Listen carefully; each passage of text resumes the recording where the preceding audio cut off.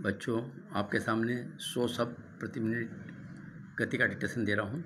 Yes, start.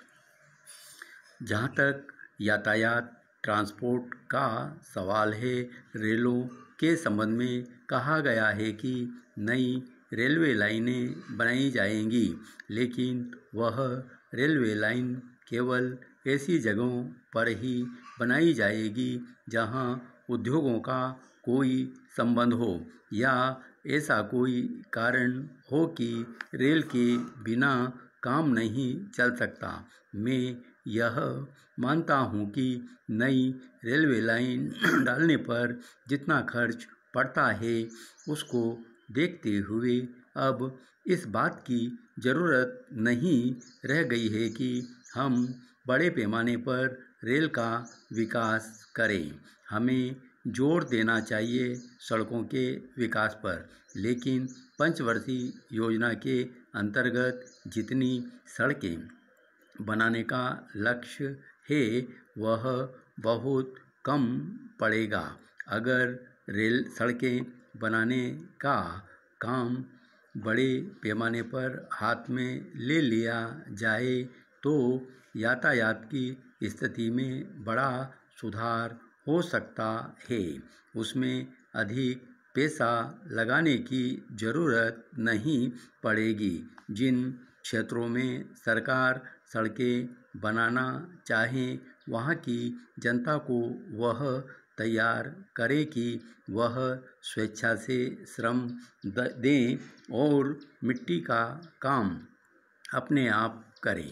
इससे कम खर्चे पर सड़क बन सकेंगी और इससे बेकारी की समस्या को हल करने में सहायता मिलेगी। जहाँ तक समाज सेवा सोशल सर्विसेज का सवाल है, एक ऐसी बात कही गई है जिसको प्रतिगामी पग कहा जा सकता है। तृतीय पंचवर्षीय योजना के तैयार मसौदे में वह बात नहीं है।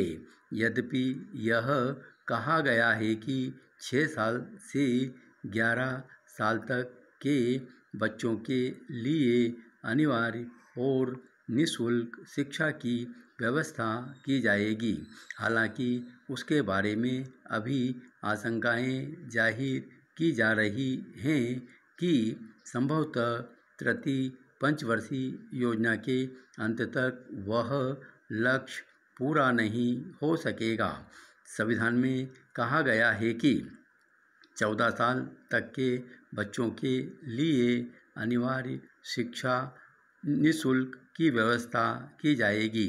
अब उसमें 3 साल घटाए जा रहे हैं।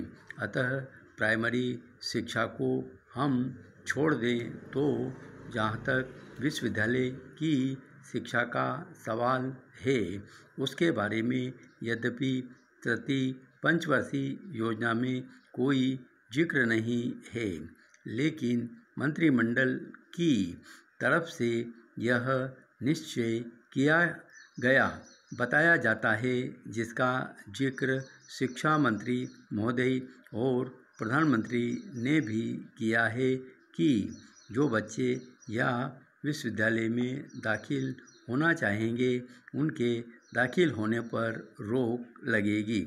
मैं समझता हूँ कि यह बात बहुत ही प्रतिगामी कदम है और इससे देश में बहुत असंतोष फैला है।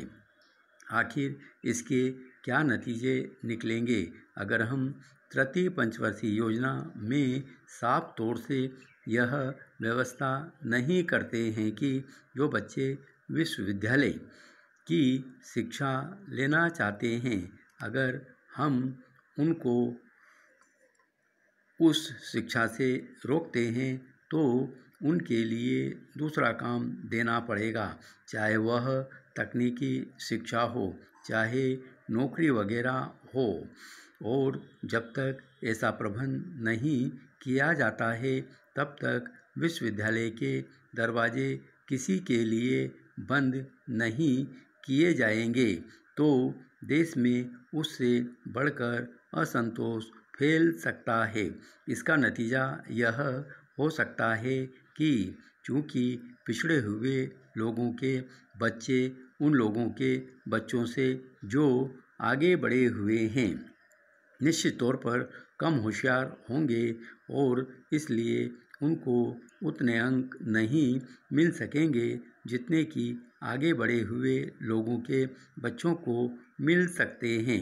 इसलिए दबे हुए पिछड़े हुए लोगों के बच्चे हमेशा के लिए कॉलेज और विश्वविद्यालय की शिक्षा से वंचित रह जाएंगे।